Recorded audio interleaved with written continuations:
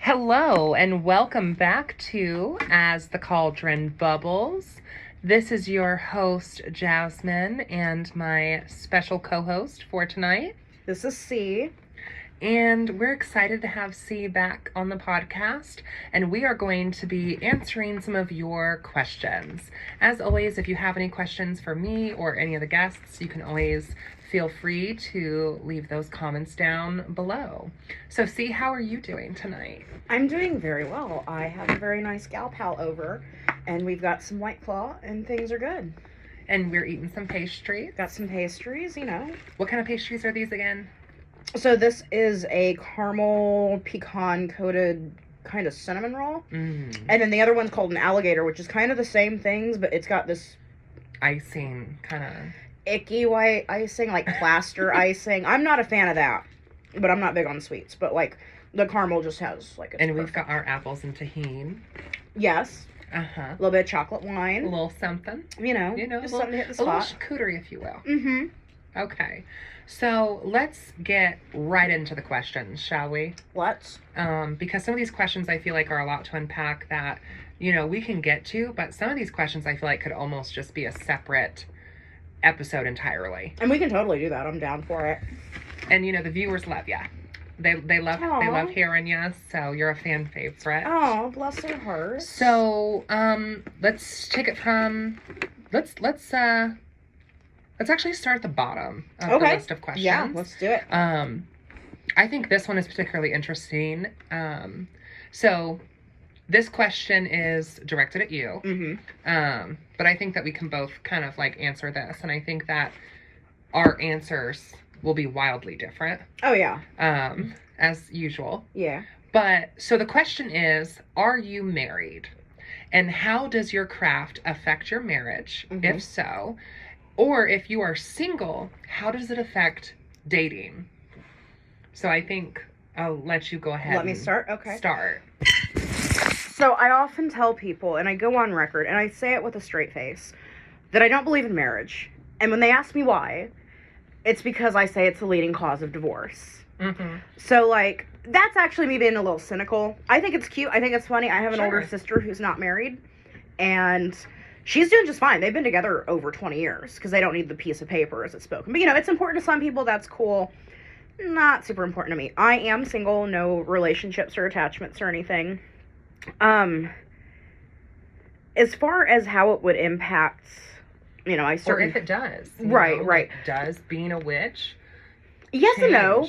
So, like, having been a goth kid probably longer... Well, definitely longer than I've been dating and longer than I've really been into witchcraft as much as I could be at that age. Because, I've always kind of had that pull, but it wasn't really, official. So, like, I already kind of, like, put off that weird vibe and that different vibe and that other vibe. So people kind of come to expect it. I think they'd be more shocked if I was like, yeah, I go to church every Sunday and Wednesday and, blah, blah, blah. So, like, they kind of come to expect it. I hate that because it is kind of, like, a stereotype. But at the same time, like, I don't care either way. And we were kind of talking about that, like, before the podcast, too, about, people who, choose to present themselves, maybe more alternatively, or are already a part of alternative, groups. Right. In general. Right. And as far as me, like, in my dating pool, I really only usually have interest in someone who is counterculture alternative. Like, keep your preppy kin boys and your Barbie dolls and your tame Sunday school teachers. Like, I'm not into that. Yeah. So, like, that demographic, they tend to be a little more open towards it. Now, I have had some really ignorant people. There was one guy who I thought he was kind of into the occult because he wore a lot of, like, Baphomet things and stuff like that. Turns out, no, he just loves black craft and the image. And he actually asked me some... kind of. Yeah. And, he asked me a few times after ritual. Yeah, I think you do. Yeah. Okay. He asked me a few times after ritual, like, did you guys put a spell on me? And it was like, why the fuck? Like, yeah, because one of our high holy days is going to circle around your existence. Yeah, like, I wasn't even really into this person like that anyway, one way or another. So it was like, why would I waste time with that? Like, you're not that important. And why would an entire coven circle together? Yeah, for him. Like, he's not that special. I had another guy, kind of imply that I caused his side chick to get into a near fatal car accident. Like, the way he framed it was like, I did it to her. And I was like, first of all, who's the side chick? Like, we're going to talk about that first. And then after, it was just like, you really are giving me way more credit because, like, I don't know who this is. And I feel bad for her because, like, you're shitty, obviously. So, not a big loss there. But, yeah, it was a little crazy that a lot of these certain demographics think that the world revolves around them. Uh-huh.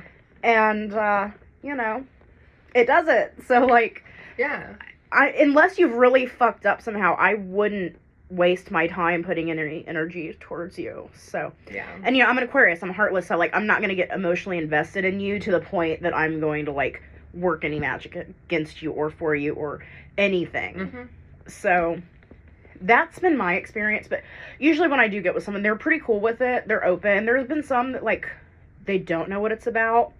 And it's like, cool, let me teach you. There's some that get kind of intrusive and it's kind of fetishy. They're like, oh, you're a witch? Well, there's absolutely kind of this romanticized version, typically of the, you know, rebellious, wild, untamed, dancing naked witch, under the moonlight type of thing. Feral. Yeah. Sexually promiscuous or open. And it could be like that. Like, it varies for different witches. But I think it's really creepy. We're not your manic pixie dream girl. Exactly. Well, I think it's just cringy when I tell someone that I practice and they're like, oh, maybe you'll let me watch you do ritual. And it's like, look, I would rather you watch me sit on the toilet. And I have the world's shyest freaking bladder. So it's very intimate. And it's not for an audience. It's for me. It's for my headspace. You're a distraction. And it's also very kind of voyeuristic and just really fetishy. And it always makes me cringe. And some people come from a good place when they say it. Like, they're genuinely curious. But others are just, like, licking their lips, like, yeah, let me see you do your magic. And it's just, like, it's very sacred and private and personal, and how dare you kind of intrude like that? Yeah, I think, you know, in terms of this question, like, you know, as someone who is married, I think that while I enjoy, like, the stereotypical, like, fairy tale love story, I don't particularly believe in that. Mm-hmm. And I'm actually the only married person in my friend group. You are, yeah. Not to say that, like, I don't know people who are married, but, like, most of the people who I happen to spend a lot of time with platonically are actually the closer not married. circle, yeah. Are actually not married. And, you know, I think that marriage is, like, a sensitive thing and something that differs from person to person. I know that for us, a big thing was literally health insurance. Mm-hmm. You know, that was a really big thing, is, like, there are benefits. Mm-hmm. You know, I mean, there's legal rights and things like and that. There's pros and cons to everything, of course, you know. But in our case, we had already been together for the better half of a decade anyway. Already living together anyway. Had dogs together. Yeah, know. Vacations together. I was already spending his money anyway. You know, yeah. So really, the paper, like, nothing really feels different per se. Because you have the same lifestyle. Your house has both your names on it, right? Yeah. Or Yeah. And so really what changed was just better health insurance for me. Which, isn't that a clincher? Like, our country is so dystopian. Sorry, I'm going to go on, like, a little Bernie Sanders tangent here. But, like, you're not wrong. Yeah, like, our healthcare system is like, well, you know, you got to stay with a shitty employer or marry this person or whatever. Like, anyway, I digress. Well, and another big part, too, is, like you were saying and touching on, you know, we do have those other benefits as well. Mm-hmm. You know, that if you get the tax married, breaks, and you're not necessarily going to have those same benefits. Yeah. And it was the right decision for us, but and you guys were the cutest couple. Thank you. So cute. You know, there's plenty of other couples though who, like, they choose not to legally get married, and that's their choice. And it's totally fine I mean, I for 11 years had a relationship that, aside from the title, it was more or less a marriage. I mean, we lived together, we vacationed together. Yeah. His family loved me better than they loved him. I think my family loved him better than they loved me. Like, I think couples have to do, you know, just what's best for them at the end of the day, and what makes the most sense for them. Oh yeah, because everybody's different, you know. But in terms of, like, how my craft really affects my marriage, I mean, I don't know. Maybe if I asked Adam, he would have a different answer. But I don't really feel like one way or the other about it. You know, Well, I mean, your obviously- lifestyle has been pretty normalized to him, too. Yeah. I mean, you walk in your house and you have, like, an altar and you have picture Baphomet and, Well, and we've you know. always kind of lived like that. Uh-huh. Like, even you've been to my grandmother's house. Yeah, like, there's pagan gods all over the place. So, like, that to him, I think, was just kind of normal from the beginning. Right. And I think that it would be a very different story if, like, that wasn't present in the beginning of our relationship. And then Like, you changed and all of a sudden it was weird, yeah. Or, like, maybe when we were first dating, I wasn't practicing or wasn't in the craft. And then after dating him for a while, I got into the craft. Not that that's wrong or anything, because people can always change and adapt. And especially when we got together, we were so young, you know? I mean, yeah, if I could go a little retrospectively, too, to kind of answer the question from both perspectives, when I first got on this path, I was actually invested in that 11-year relationship. And it was, you know, I was kind of like agnostic-y, Christian-y. Like, I went through a lot of things. I tried a lot of different hats on, you know? And, like, he was Catholic, but, like, very open-minded, like, ghosts and psychics and stuff. And we both started, like, getting on this more pagan path together, which was really nice. And he, to this day, like, reads tarot and does the esoteric, all that. So that's great, and that's groovy. So it was kind of cool to actually grow into the craft with someone who also had, like, a Judeo-Christian background. Yeah. So in that regard, I think I was pretty fortunate. Yeah, and I think that's another aspect that I think that, you know, we're different in as well, is that, you know, my husband is very not. He's really, I wouldn't even really particularly say he's spiritual. I mean, you ask him what his beliefs are, and he'll tell you that he's a nihilist, you know? He makes jokes. He's like, well, you know, God or gods don't pay my bills. And I'm like, true, but, you know, so. And I mean, as being, like, non-theistic pagan, I can get that, too. I you know? actually really enjoy, you know, as a witch, I actually really enjoy my partner not being a witch. You know, I've been around people before who, you know, both parties were practitioners. And it's like they're sharing altar space, or they're sharing a witchy room, or one of them is using the other one's tarot cards. Even if I was in a relationship with another practitioner like that, there's got to be some sort of sacred line that you don't cross. Yeah. It's an intimate thing. And I mean, that's why I really shy from organized religion as it is. Like, spirituality is supposed to be very individual, because you're there with yourself the day you're born, and you're there with yourself the day you die. Well, and the only way I can really think of is, like, how my magic could potentially affect my married life and, you know, that relationship.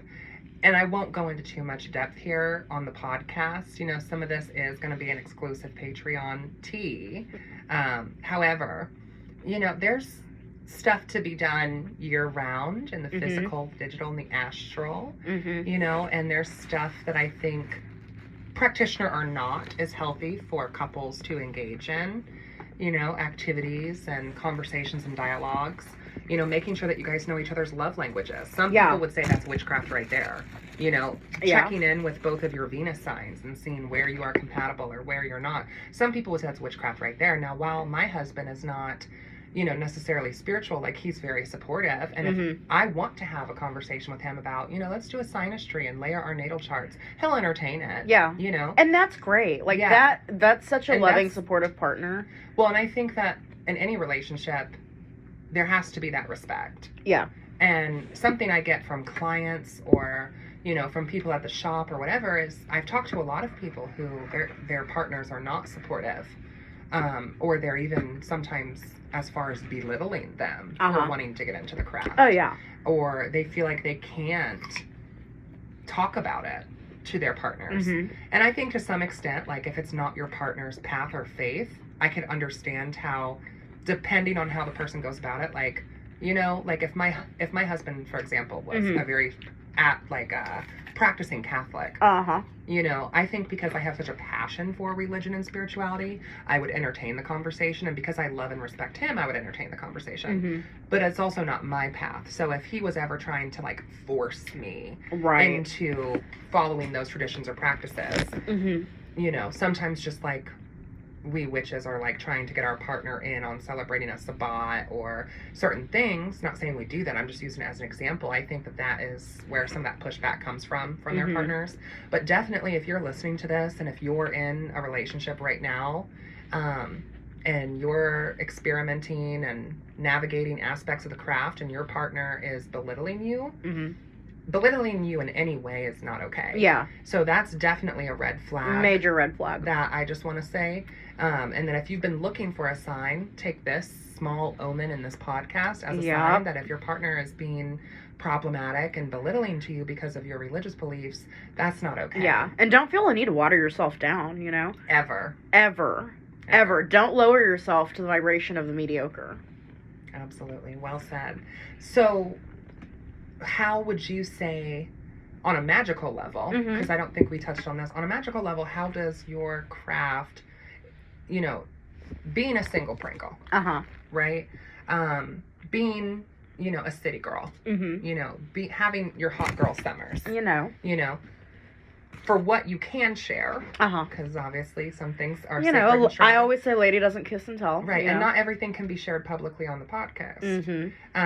But what magics do you do while dating, if any? Like, do you do conjurations to attempt to summon suitable partners? Okay, so I always say, like, chaos magic, it is kind of like a scientific method approach to things.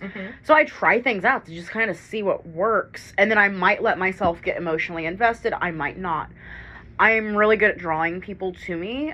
The phallic magical candles found at Spiritual Gardens here in Indianapolis. Little plug. Those have worked too well, almost. It's kind of interesting because I do keep a log of, like, what attracts what. If you want someone kind of bland, in my experience anyway, and it could just be because it's my projection, like, subconsciously, the white dick candles give you the most mediocre, bland, clingy types. The red candles will bring you a lot of fun, but they're also typically a daddy dom type with a lot of control issues who may or may not kill you. So that was my experience with the red. I've not tried the black yet. I've not tried the pink yet. Yellow gets you douchebags, as you will. And again, in my experience. Yeah, and I think too, like, playing around with different herbal correspondences or how you might anoint or dress, if you even choose to do that. But I think that could definitely, like, give some interesting results. Like, I mean, I've worked with Duke Salos of the 72 Lesser Keys, who is kind of like a mischievous god. Like, well, you'll get this and that, but guess what? This is gonna, like, blow up in your face. LOL. And I fucks with that, because, like, I accept that. That's part of what you need to accept when you work with a demon is, like, all the risks. It's nothing too deadly. He's a softer demon, but, like, he'll still fuck with you. But you're not going to die. But you might get your heart ripped out, type of thing. So I haven't really done anything lately. I've just been working on attraction energies, I guess you could say. I feel like I could almost write a book, and I am working on my book. And I might put this in there as far as, like, an attraction spell to, like, kind of visualize yourself emitting a pink smoke and just it leaving your home, going under the vents, in the doors, under the windowsills, out into the neighborhood, spreading farther and farther of just pheromones. And then just imagine all these hungry piranhas awakening to sniff you out. That's how you can start it. If you want to know the rest of the technique, you'll have to buy my book whenever it comes out. Another thing that I really like in terms of, conjuration magic when it comes to love, or sex or whatever sort of companionships that we're looking for, because they don't necessarily always have to be romantic. Right. And this is something that I do with some of the astrology students as an activity sometimes, is like drawing your perfect partner's natal chart. So, like, looking at their sun, their moon, their rising, their this, their that, right? So, like, what primary characteristics do you want in a partner? and let's just say for the sake of this conversation, let's just say a romantic, serious, committed partner, okay? What primary characteristics, or how do you want them to communicate or learn? What sort of love language do you want them to have? Who do you want to be with when they're angry as well? How will they be blessed, and what curses will befall upon them with Saturn? And I think it's kind of fun to draw up that chart and then take the natal chart and do candle work on top of it. And it's almost like creating, in a way, it's a little like Dr. Frankenfurter, come up to the lab and check out what's on the slab. In terms of the phallic candles, I love those as well. I've always been taught more and use them more for spiritual domination or, overpowering or effing somebody, in the astral. But I definitely think that they can, they are effigy candles, and I definitely think and the thing is, tools or whatever you use them for. That's and the the sympathetic link of the imagery is powerful in of itself. Yeah. So while, it may or may not be quote-unquote traditional to the candle, I think it's if you want a green dick candle to get you some money, use it. I think it's more about what is traditional to us as witches. Because what are traditions? That's the whole thing. Yeah. So, for the love of, love and sex and rock and roll, talking about how magic influences marriages and dating, I am looking down here at the time on the podcast, and we've only gotten into one question, and we're already kind of starting to get to that 30-minute I'm totally here for it, though. So we might just make it a film two-parter. A couple, yeah. You know what I mean? But do you have any, witchy dating advice from a witch who's single, from a witch who's out there exploring and experimenting? Do you have any witchy dating advice for any of the single listeners? So this is just me. I don't present everything about myself up front anymore, because it's I don't know if you're worth the time and investment. So I'm not going to make myself that vulnerable and share intimate things with you about milestones in my past or traumas or things I love. Let's get to know each other first, and then I'll tell you about my tendencies. But here's the thing, most of the people I talk to anymore find me through Facebook, and I'm pretty vocal on Facebook about what I do, because I don't hide it. I'm not in the broom closet. I don't fucking care. Whatever. So they usually see that, and a lot of times they do realize, oh, shit, this isn't just an aesthetic. Sometimes it's an icebreaker. I'll be like, hey, do you want me to do your natal chart? Or, I could give you a tarot reading, whatever. And it's really cool, because, 9 times out of 10, people draw are a pentagram on their chest with your lipstick. That's the third date, though. Come on, I'm a lady. Oh, we don't do that on the first date. No. But, you might. I'm not judging you. Hey, but, Adam and I, we moved quick. Well. We moved quick. You knew what you were doing, obviously. Yeah. Got you a good one. But, I would say just don't be afraid to be yourself. And don't hide it. That's the one thing I will say. Do not hide it. Because it will need to come out eventually. And if that's a part of you, that's a part of your identity. Yeah. You need to bring that out there. And, that doesn't just go for witchcraft. That's anything. Yeah, and I think something like being a witch, realistically, how long are you really going to be able to hide it for? Yeah. You know what I mean? Especially if you're a witch who's out of the broom closet. If you're a witch who has an altar. Has a witchy community. Yeah. If you go to pagan events, your partner's eventually going to be like, are you cheating on me? What's going on? You're going to have to tell them, oh, well, I went to a Maven ritual, and here's what we did. Yeah. And I definitely think it's, I think I agree with some of your sentiments about maybe not air everything up front and kind of take your time and enjoy getting to know somebody. Right. But I'm also kind of the train of thought that, at least how I was, is I just, through all of my quote-unquote baggage, all of the stuff that society makes us feel is unacceptable about us, for whatever reason. And for some people, and, as I get older, I do that, too. Yeah, well, and for some people, that's being a witch, is they're oh, is this going to prevent me from finding love? Yeah. I would much rather just, dump the whole bag out. Yeah. And be no, just rip the Band-Aid off. Yeah, and just be here's where all the cards are. Kind of take it or leave it. The most recent person I started talking to, I just kind of against my better judgment, against my Aquarian walls being built up, we just sat on my couch and talked about all my trauma and shit that I've been through. So, and that was actually kind of nice, because they were very understanding. It was well, here's what happened to me, blah, blah, and it was nice. But they already knew about my lifestyle anyway, so, that is irrelevant. But still, I like how you just kind of say, throw it all out there. And that keeps us from wasting a lot of time, Exactly. I think kind of throwing it out there in the beginning is nice, because you know, I feel like it lessens the chance of wasting your time with someone who is a bigot, or wasting your time with someone who is going to belittle you, or be freaked out by it even. or be freaked out by it, or mock it. Yeah. Or, and I mean, I hate to get biblical, but, you know, we shouldn't be unequally yoked. It's cool to have a mixed relationship like you and Adam have. Like, if they are understanding and accepting, blah, blah, blah. It has to work for it to work, though. Yeah. You know what I mean? Like, Adam and I have that respect. Exactly. So it works, but... Whereas if you're a witch and you get with someone and they're like, let me watch you do your, you know, your sexy ritual or whatever, or are you a good witch or a bad witch? Like, constantly type of thing. Then that's going to be annoying. And throughout our relationship and our marriage, like, there have been times where I've had to kind of, like, instill some boundaries. Yeah.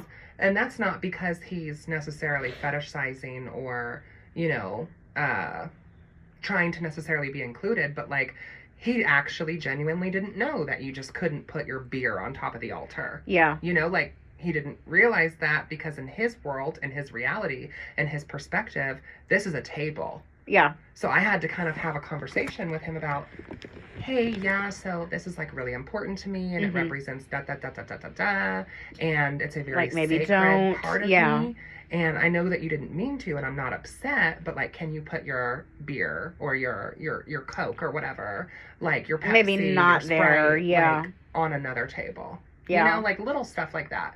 Or I remember there was one time where we were having a ritual over at my house, and this was several years ago, but, and I think if Sid and Hale are listening, they might remember this, but this, like I said, was several years ago, but he had made burritos. And we were in there mid-ritual, you know, in the room, and really doing the work and everything, and all of a sudden there's a, y'all hungry? Aww. You know? He meant well, and so yeah, exactly. He meant well, but yeah, like, you know, there's certain times where I kind of we can't really be disturbed, you know? Right. If we're in the middle of ritual, we're focusing on what our target manifestation is. We're focusing on our invocations, our evocations, all of that.